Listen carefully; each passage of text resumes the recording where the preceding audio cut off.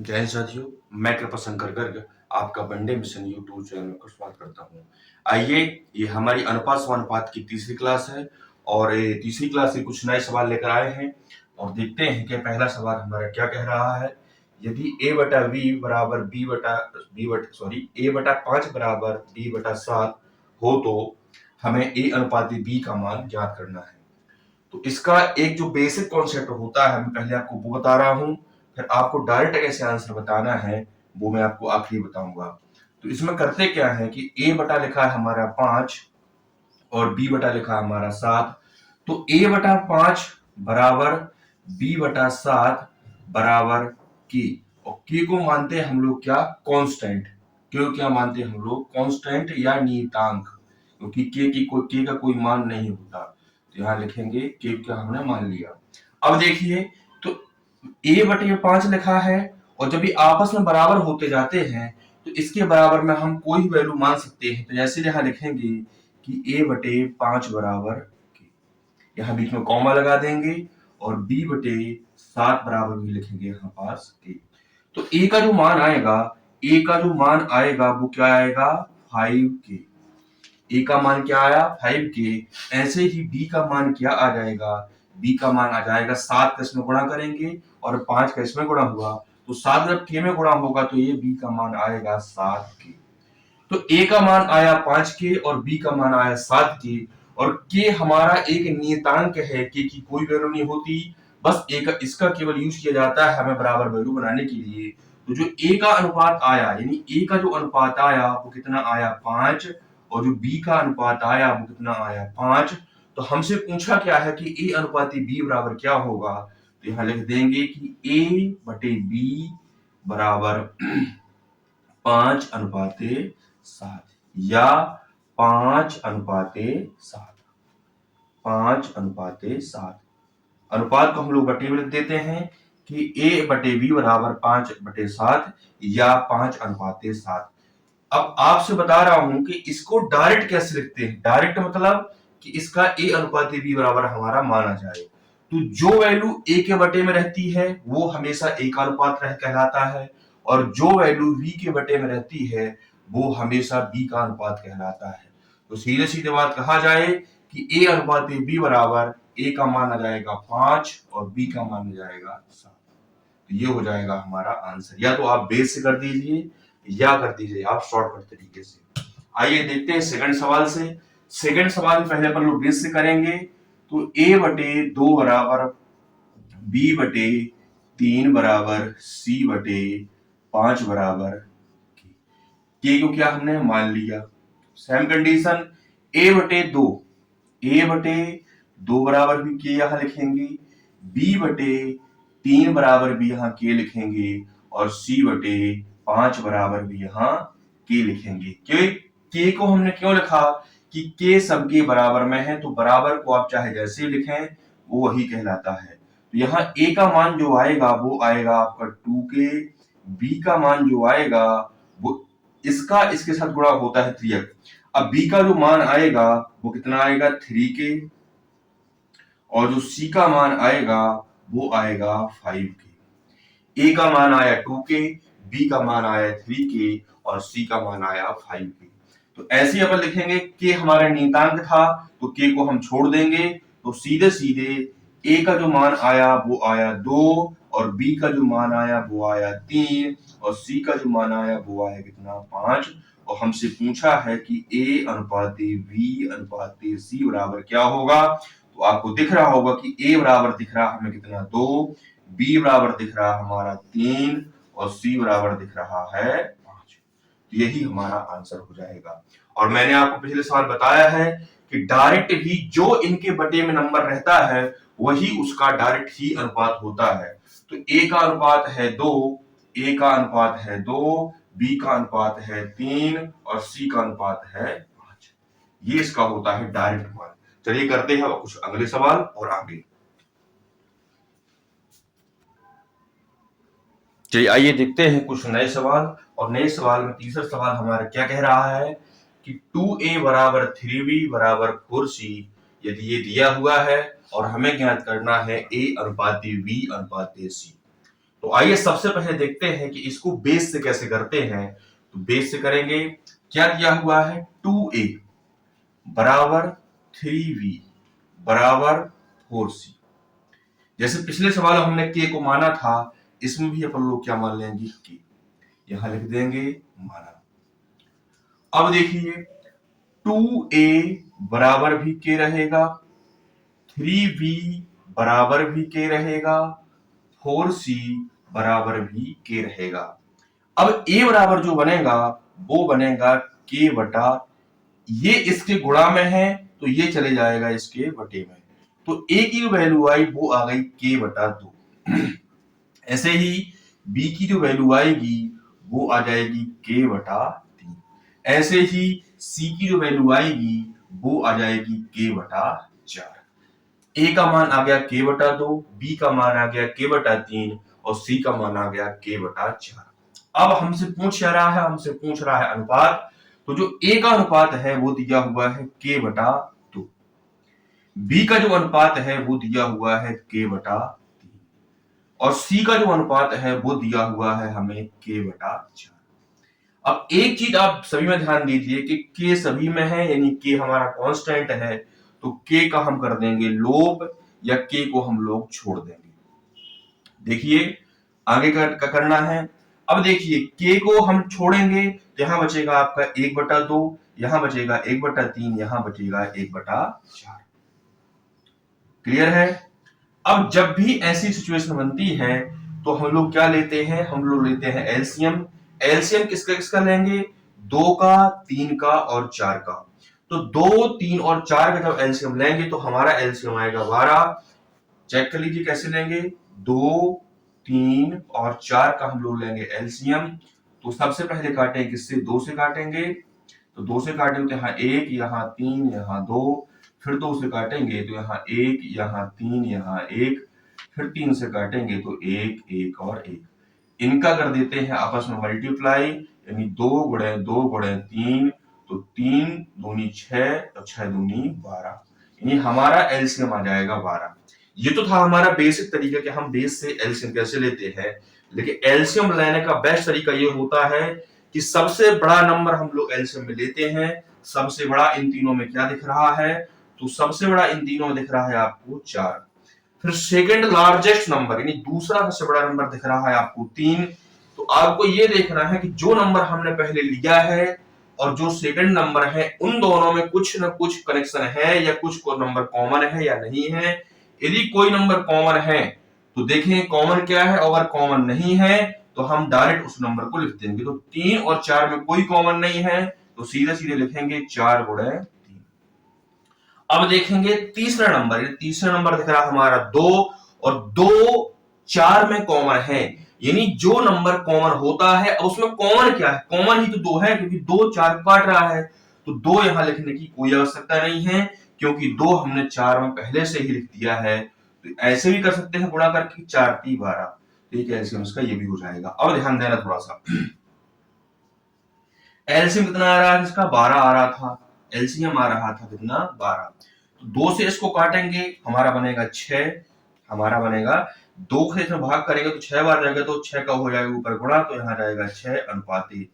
3 का भाग करेंगे 12 में, 4 बार जा रहा है और 4 गुणा करेंगे 1 में तो यहाँ जाएगा 4।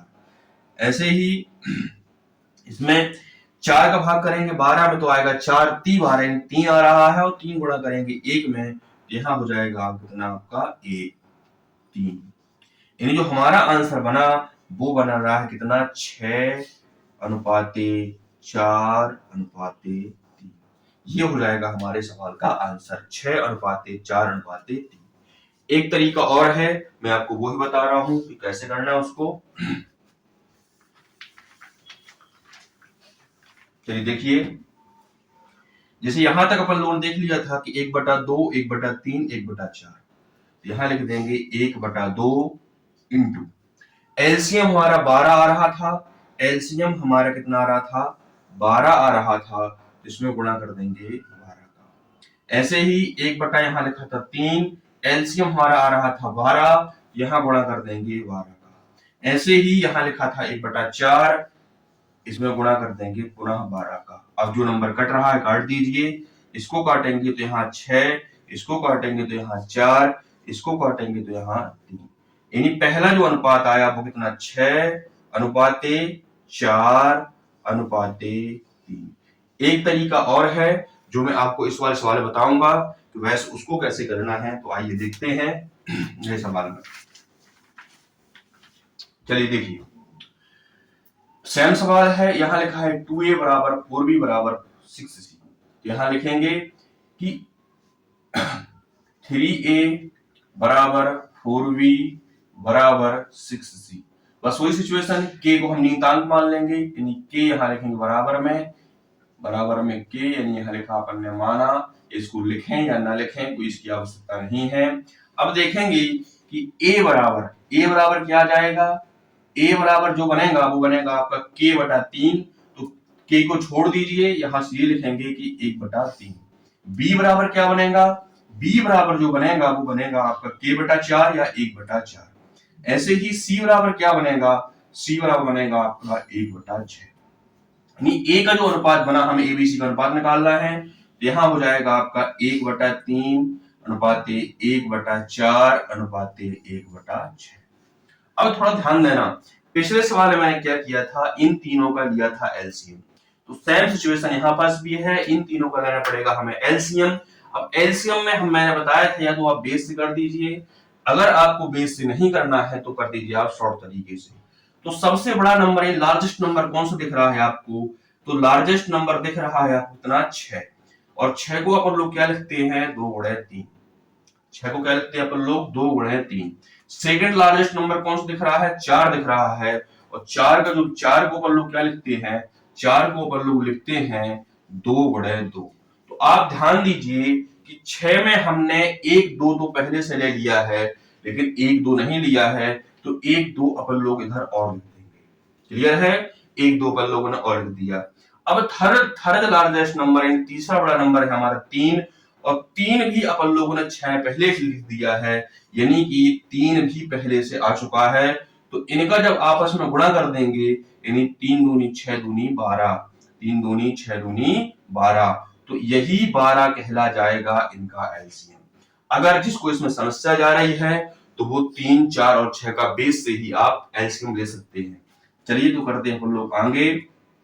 1/3 गुणे 12, 1/4, सॉरी यहां अनुपात लगा है, 1/4 गुणे 12, फिर यहां अनुपात 1/6 इंटू 12। बस काट दीजिए, इसको 3 से काटेंगे 3 चौको 12, 4 से काटेंगे तो 4 × 3 12, 6 से काटेंगे तो 6 दूनी 12। यानी यहां बच रहा हमारा 4, यहां जाएगा 4, यानी a का अनुपात 4 आ गया, b का अनुपात आया 3, और c का जो अनुपात आएगा वो आ जाएगा आपका 2। तो एक तरीका ये है। एक तरीका मैं आपको और बता रहा हूं इसी सवाल में, तो उसको कैसे करना है चलिए तो देखते हैं।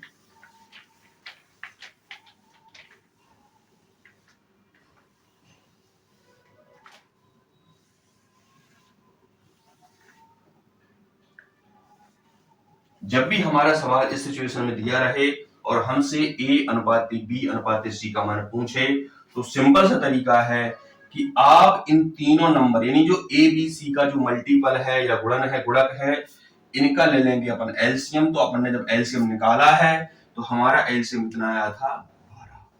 कितना एलसीएम आया था 12।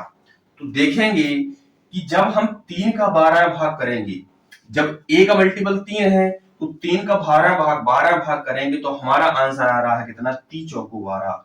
यानी a का जो अनुपात बनेगा वो कितना बनेगा 4। 4 बार भाग गया तो अपन क्या लिखेंगे 12, या फिर आप इधर लिख लीजिए 12। जब अपन 3 में 4 का भाग करेंगे, सॉरी 12 में 3 का भाग किया तो भाग गया 4 बार, यानी a का अनुपात हमारा आ गया 4। ऐसे ही b का जो मल्टीपल है यानी 4 मल्टीपल है, सॉरी 4 गुणक है, तो 4 का जब 12 भाग करेंगे तो 4 का 12 भाग करेंगे तो जा रहा है भाग 3 बार। कितने बार जा रहा है 3 बार। तो जो b का अनुपात आएगा वो कितना आ जाएगा आपका 3। कितना आ जाएगा 3। ऐसे ही c का देखिए, c के गुणा में 6 दिया है और 6 का जब 12 भाग करेंगे तो भाग जा रहा है कितने बार 2 बार। कितने बार जा रहा है 2 बार। यानी c का जो अनुपात आ गया वो आया कितना अपना 2। यानी जो हमारा आंसर बना वो बना 4:3:2। तो आइए करते हैं कुछ और सवाल। चलिए आइए देखते हैं अगला सवाल। और अगले सवाल में हमारा क्या दिया हुआ है, यदि 2a बराबर 3b, फिर बीच में कॉमा लगा हुआ है, 4b बराबर 5c, तो हमसे a अनुपाते b अनुपाते c पूछा है। तो आइए देखते हैं इसको कैसे करते हैं।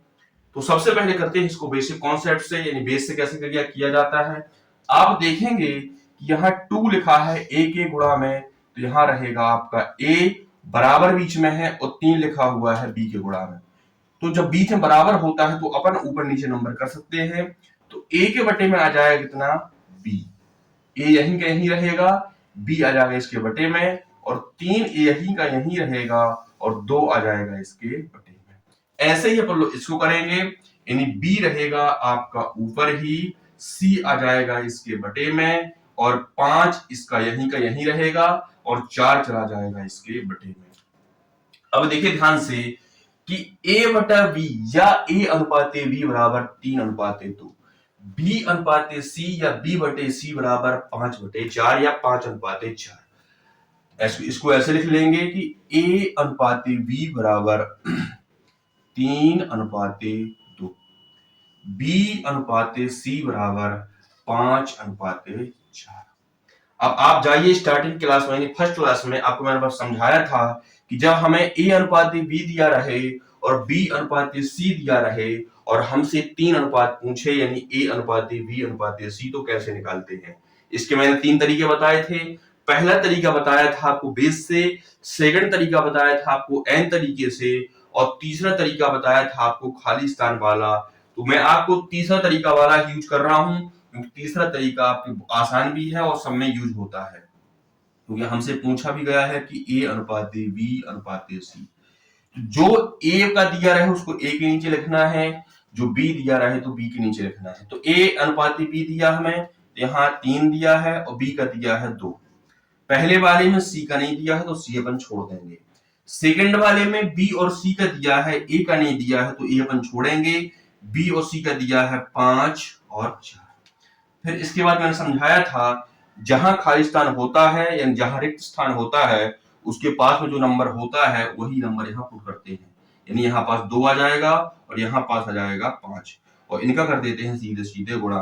तो 5 3 15, इधर आ जाएगा आपका 5 दूनी 10, इधर आ जाएगा 4 दूनी 8, यहाँ आ जाएगा आपका 4 दूनी 8। यानी जो हमारा आंसर बना वो बन रहा है 15:10:8। ये हमारा आंसर हो जाएगा। क्लियर है। या एक तरीके इसका और होता है शॉर्ट तरीका। शॉर्ट तरीका ये है कि जब भी हमसे इस सिचुएशन में सवाल दिया रहे, तो जो a का अनुपात होता है वो होता है जो b के गुणा में होता है, और जो b का अनुपात होता है जो a के गुणा में होता है। यानी a का अनुपात हो जाएगा 3 और b का अनुपात हो जाएगा 2। इधर भी जो b का अनुपात रहेगा, तो जो c के अनुपात में दिया रहेगा वो जो c के गुणा में दिया रहेगा वो b की वैल्यू रहेगी, और जो c का मान रहेगा वो जो b के गुणा में दिया रहेगा वो कहलाएगा। यानी b की वैल्यू हो जाएगी 5 और c की वैल्यू हो जाएगी 4। b की वैल्यू 5, c की वैल्यू 4। सिंपल सी बात है। आइए करते हैं नया सवाल। 6वां नंबर सवाल है हमारा। इसमें x और y की वैल्यू हमें दी हुई है, और हमसे पूछा क्या है कि 4x + 5y अपॉन यानी बटे 5x - 2y, यानी 5x - 2y। हमें x और y की वैल्यू दी हुई है। सिंपल सी बात है, इसमें ज्यादा समस्या हमें जाने नहीं है, क्योंकि जो वैल्यू हमें दी है वही पुट करना है। तो 4x + 5y बटे 5x यानी 5x - 2y, इसका मान हमें ज्ञात करना है। तो 4x दिया है, तो 4 इंटू x का मान क्या दिया है, x का मान दिया हमें 2, और y का मान दिया है कितना, 3। तो x के स्थान पर रखना हमें कितना, 2, और y के स्थान पर रखना हमें 3। ये विशेष ध्यान देना है। प्लस 5, y का मान दिया कितना, 3, तो यहां आ जाए गुणा में 3 बटे, फिर 5 गुणे x, x मतलब 2, बीच में माइनस तो माइनस 2 गुणे y, y का मान दिया है कितना, 3। सॉल्व कर दीजिए।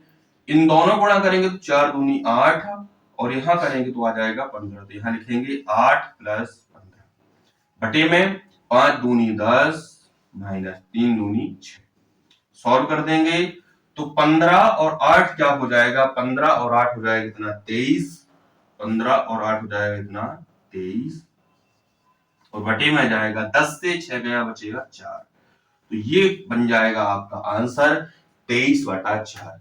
तो आइए करते हैं अगला सवाल। आइए देखते हैं कि अगला सवाल हमारा क्या बोल रहा है। अगला सवाल हमारा 7वां नंबर, यदि A अनुपाते B अनुपाते C बराबर 2:4:2 यानी 2:4:2 के रूप में हमें दिया हुआ है, और हमसे पूछ रहा है कि A/B अनुपाते B/C अनुपाते C/A का मान क्या आएगा। बस हमें वैल्यू पुट करना है जो दिया हुआ है। आप देख रहे होंगे कि A का मान दिया है कितना 2, B का मान दिया हुआ है 4 और C का मान दिया हुआ है फिर से 2। तो बस वैल्यू पुट करते जाइए। A का मान है 2 बटे B का मान कितना है 4, 2/4 अनुपाते B का मान कितना दिया हुआ है, B का मान दिया हुआ है कितना 4, और बटे में आ जाएगा यहाँ पास, थोड़ा यहाँ नंबर चेंज कर लेंगे, यहाँ कर लीजिए आप लोग 3, यहाँ कर लीजिए 3 और यहाँ कर लीजिए आप लोग 4, थोड़ा सवाल थोड़ा सा अच्छा लगेगा। तो A का मान है 2, B का मान है 3, C का मान है 4। तो पहले क्या दिया हमें, A का मान दिया हुआ है 2 और B का मान दिया हुआ है 3, तो 2/3। B का मान दिया हुआ है 3, तो यहाँ 3, और C का मान दिया हुआ है 4, तो बटे में जाएगा आपका 4 अनुपाते C का मान दिया हुआ है 4, तो ऊपर आ जाएगा आपका C यानी 4, और A का मान दिया हुआ है 2, तो यहाँ आ जाएगा आपका 2। अब एक चीज विशेष ध्यान देना, या तो हमारा आंसर यही बनेगा, लेकिन हमें बनाना है सरल अनुपात में। तो सबसे पहले क्या करेंगे, 3, 4 और 2 का लेंगे एलसीएम, जो अपन पिछले सवाल में कर रहे थे, 3, 4 और 2 का एलसीएम। तो 3, 4 और 2 का लेंगे एलसीएम, तो 2 से काटेंगे तो 3 नहीं कट रहा, 4 कटेगा तो यहाँ 2, फिर 2 कटेगा तो 1, फिर 2 से काटेंगे तो यहाँ 3, यहाँ 1 और यहाँ 1, फिर 3 से काटेंगे तो 1, 1 और 1। इनका तीनों का आपस में गुणा कर देंगे, यानी 2 गुणे 2 गुणे 3, तो जो हमारा एलसीएम बनेगा वो बनेगा 12। या आप पहले देख लीजिए कि ये दोनों अलग अलग नंबर हैं, तो इनका करेंगे आपस में गुणा, 4 3 12, और 12 में 2 कॉमन है, यानी हमारा एलसीएम आ जाएगा 12। अब देखिए 2/3 मैंने क्या किया था, जो हमारा एलसीएम आ रहा था उसका कर रहे थे अपन लोग इसके साथ गुणा, क्लियर है ना। ऐसे ही 3/4 गुणे 12 अनुपाते 4/2 गुणे 12 कर दीजिए, 3 चौको 12, 4 3 12 और 2 छक्का 12। देखिए अब 4 दूना 8 अनुपाते 3 त्रिका 9 अनुपाते 6 चौको 24। कोई नंबर कॉमन है तो आप लोग काट सकते हैं, और नहीं है तो यही हमारा बनेगा आंसर। जो हमारा आंसर बन रहा है वो 8:9:24। तो आइए मिलते हैं अगली क्लास में, तब तक के लिए धन्यवाद।